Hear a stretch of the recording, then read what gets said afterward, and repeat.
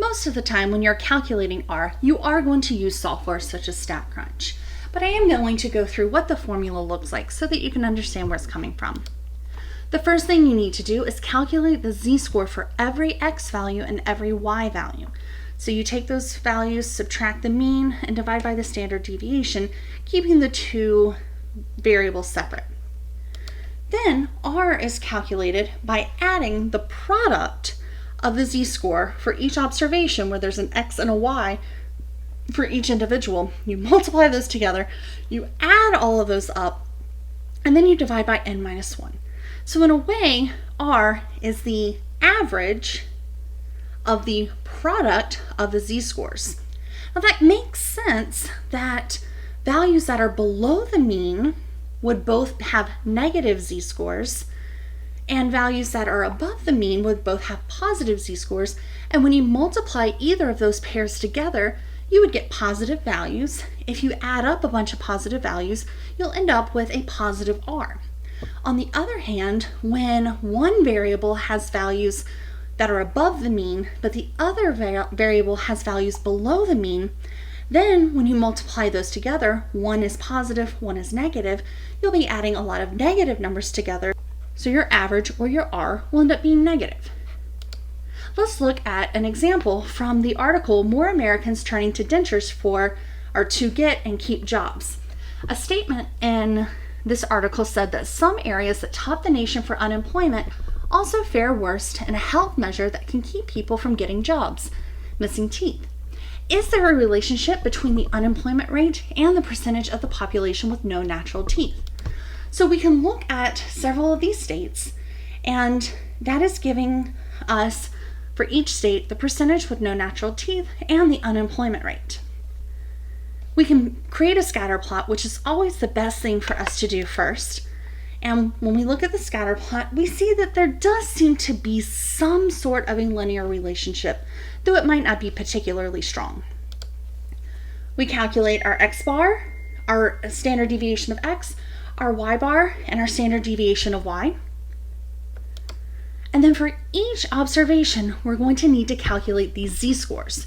So the first observation, Delaware, which had the percentage 16.4 with the unemployment rate of 4.9, that's going to give us a z-score of negative 0.458 for the x value and a z-score of negative 0.877 for the y value.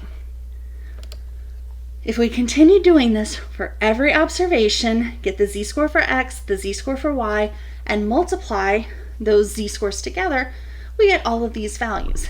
Then we add all of that up and divide by the number of observations minus 1. If you looked at that and said, wow, that's a lot of work, you're right, it is.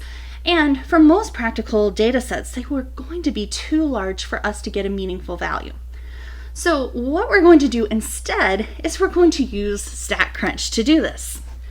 It will not take long at all for StatCrunch to give us this correlation. And in fact, we'll get a much more precise value because the calculations will be able to have more decimals. So now let's go to StatCrunch and see how we would find these values in our menu. The first thing I'm going to do is load the data set. Most of the data sets that are in our textbook, we do have available for us to download. So I found my file and I click upload. Everything looks good, so it's actually quite easy to get everything you need to know about bivariate data from one menu setting.